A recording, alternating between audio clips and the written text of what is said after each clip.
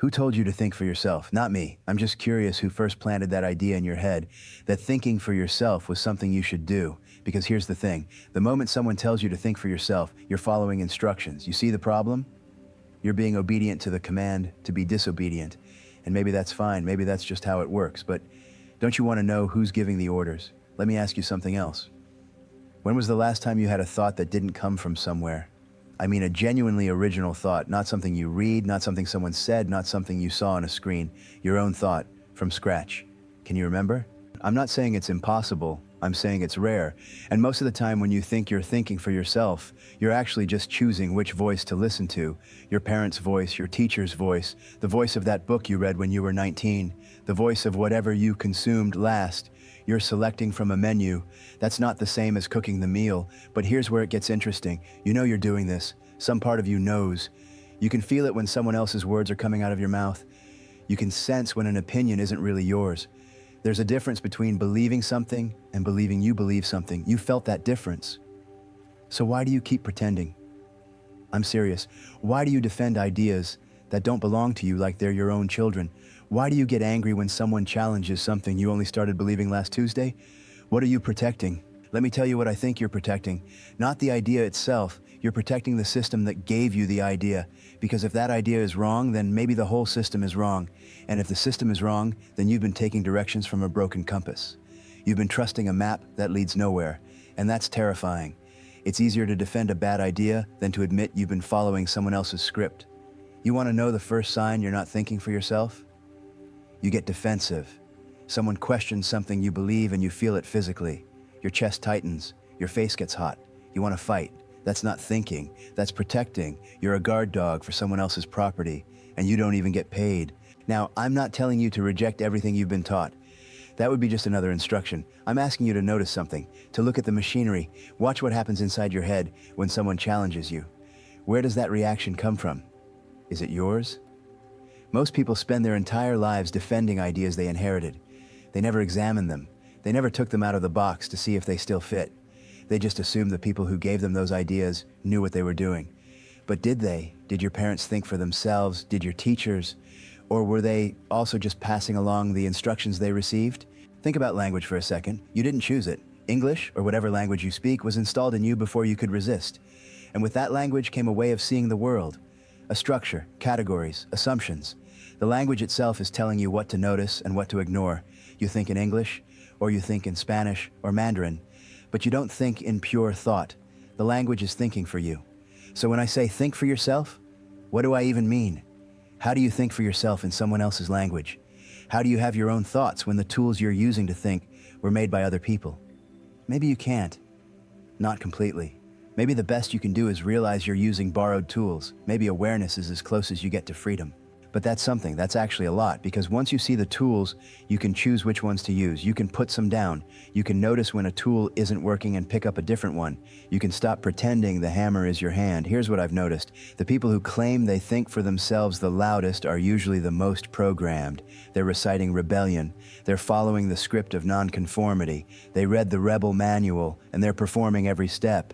Leather jacket, cynical attitude, distrust of authority, check, check, check. But it's still a costume. It's still someone else's idea of what rebellion looks like. Real independence doesn't announce itself. It doesn't need to. You don't go around telling everyone you're breathing your own air. You just breathe. So what would it actually look like to think for yourself? I don't think it's what you imagine. It's not louder, it's quieter. It's not more certain, it's less certain. It's not knowing all the answers. It's questioning whether the questions themselves make sense. Let me give you an example. Someone asks you, what do you believe in? Normal response, you list your beliefs. Political party, religion, values, whatever. But what if the question itself is a trap? What if belief is just another word for stuff I accepted without testing? What if the real answer is, I don't believe in things anymore, I test them? That's a different kind of thinking. That's not choosing which authority to follow. That's becoming your own authority.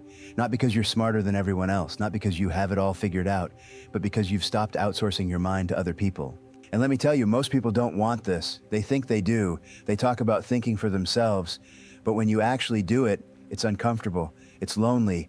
All the tribal benefits disappear. You can't just repeat what everyone else is saying and feel safe. You can't hide in the crowd. You're out there by yourself, testing reality with your own hands, and nobody's giving you a gold star for it. You lose friends. You lose the comfort of certainty. You lose the ability to blame other people for what's in your head, because it's your head now. You're responsible for what's in there. Most people take one look at that and run back to the warm embrace of ideology. Left, right, religious, atheist, doesn't matter. Pick a team. Let them tell you what to think. At least you're not alone. But you're not alone anyway. That's the illusion. You were never alone. You were just surrounded by other people's thoughts. And you called that company. Real company is finding someone else who's actually thinking, not reciting, not performing, actually observing reality and trying to make sense of it. That's rare, but it exists. And when you find it, you recognize it immediately. Because there's no script. There's just a person trying to see clearly. You want to know if you're thinking for yourself? Here's the test. Can you change your mind? Not about small things, about big things, about identity level things. Can you look at something you've believed for years and say, I was wrong? Can you do that without falling apart? Most people can't. Their beliefs are load-bearing walls. Remove one and the whole structure collapses. So they defend them no matter what. Evidence doesn't matter, logic doesn't matter, reality doesn't matter. The belief must be protected because the self must be protected. But here's the secret. Your self isn't your beliefs. Your beliefs are just furniture. You can rearrange them, you can throw them out. You'll still be here. In fact, you'll be more here because you won't be hidden behind a pile of inherited ideas. I'm not telling you what to believe. I'm asking you to notice what you're doing when you believe something. Where did it come from? How did it get there? Is it still useful? Does it match reality? Or are you keeping it around because throwing it away would mean admitting you were wrong? There's this thing people do. They confuse the map with the territory. Someone hands them a map, a religion, a political ideology, a philosophy, and they start defending the map instead of looking at the territory. The map says there's a bridge here, but they're standing in front of a river with no bridge, and they're insisting the bridge exists because the map says so. That's not thinking. That's faith in maps. And maybe maps are useful. I'm not saying burn all the maps. I'm saying look at the territory, check if the map matches, and if it doesn't, draw a new one. Your map, based on what you can actually see. But this requires something most people aren't willing to do. You have to admit you might be wrong about everything. Not probably wrong, might be wrong. That possibility has to stay open. Because the moment you decide you're definitely right, you stop thinking, you stop observing, you stop testing, you just defend. And you know what? You might be right about some things, maybe even most things, but you won't know unless you keep checking, unless you keep looking, unless you stay curious instead of certain. Certainty is the end of thinking. Doubt is the beginning. So when someone tells you to think for yourself, what they're really saying is, doubt everything, including this instruction. Test it, see if it's true.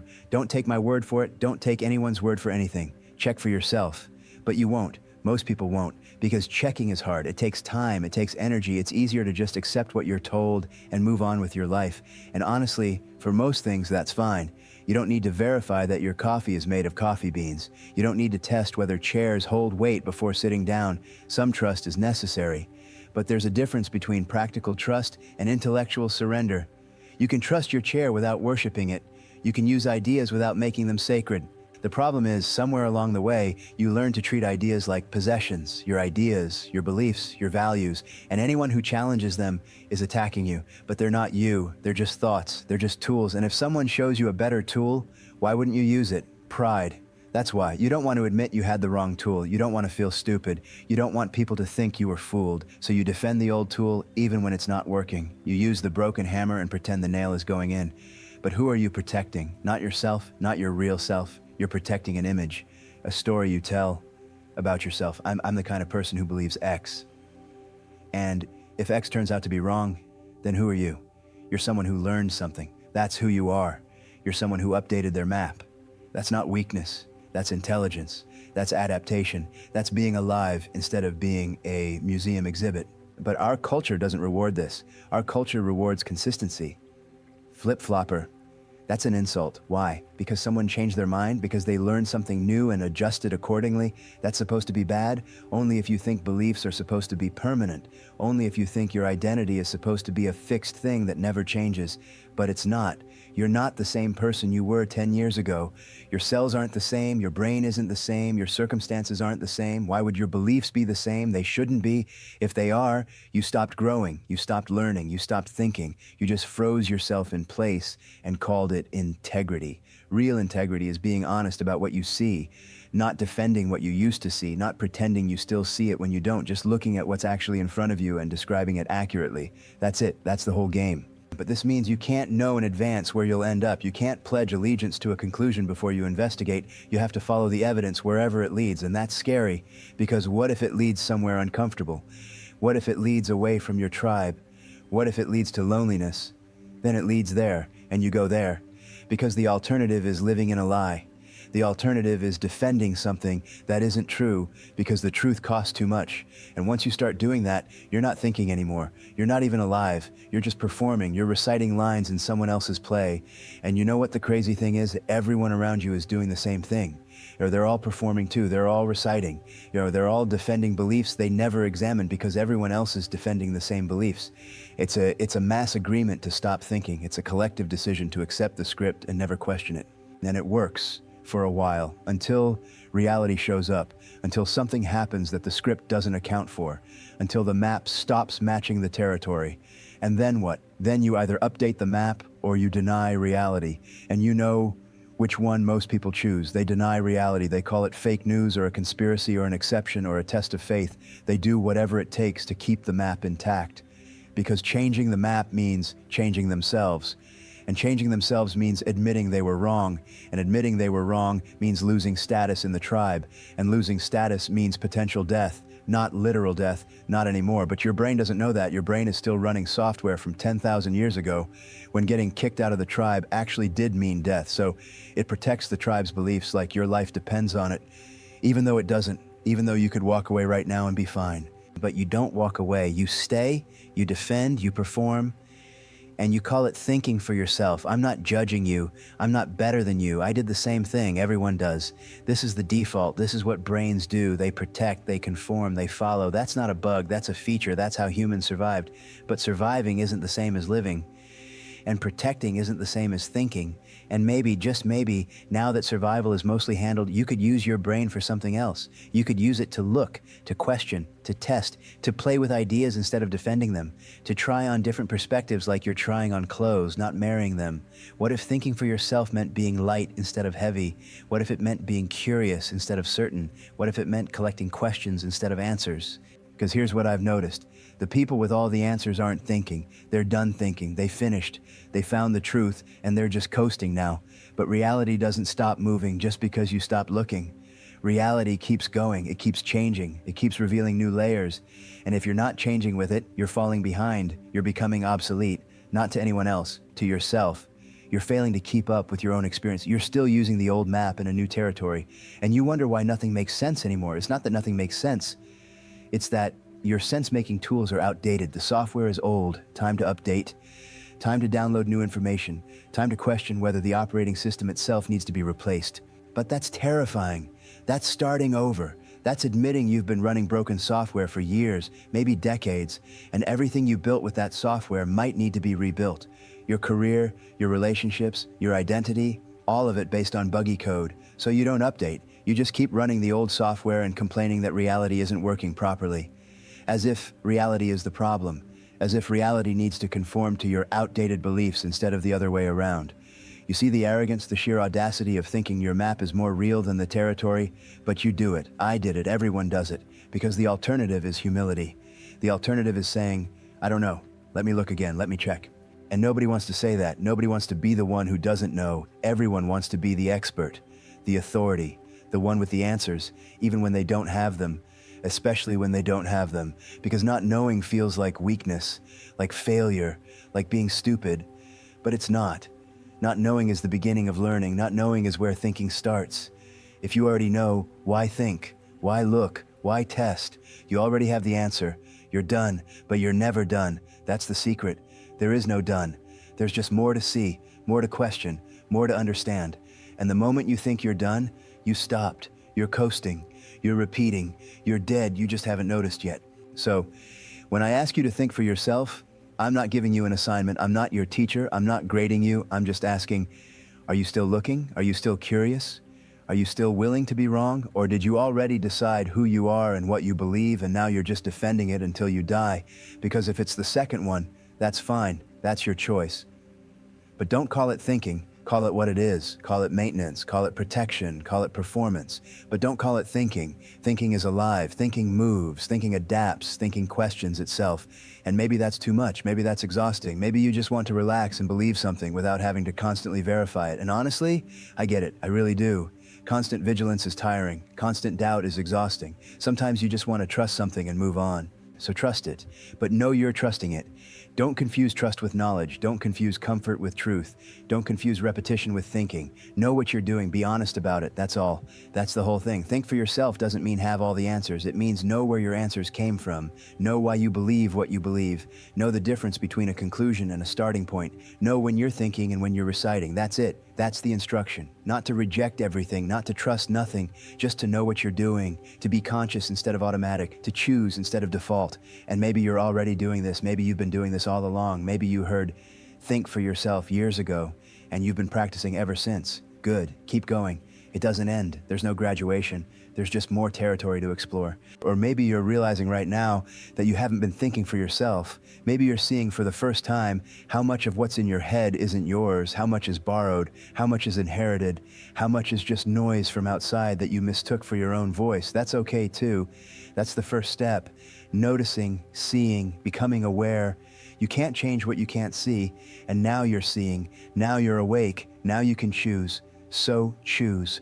Not what to believe. That's still someone else's game. Choose to keep looking. Choose to keep questioning. Choose to stay curious instead of becoming certain. Choose to treat your beliefs like hypotheses instead of commandments. Choose to be wrong sometimes. Choose to update. Choose to grow. Choose to think for yourself. Not because I told you to, but because you noticed you weren't, and you decided you'd rather be awake than asleep. Rather be alive than automatic. Rather be real than right. That's all it is, just that, just you looking at reality with your own eyes and trusting what you see more than what you were told to see. That's thinking for yourself. It's not dramatic, it's not revolutionary, it's just honest, and honesty is rare. So start there. Be honest about what you actually see, about what you actually think, about what you actually don't know, and everything else will follow. Not perfectly, not easily, but authentically, and that's better than perfect. That's better than easy. That's real. So, are you thinking for yourself, or are you still waiting for permission?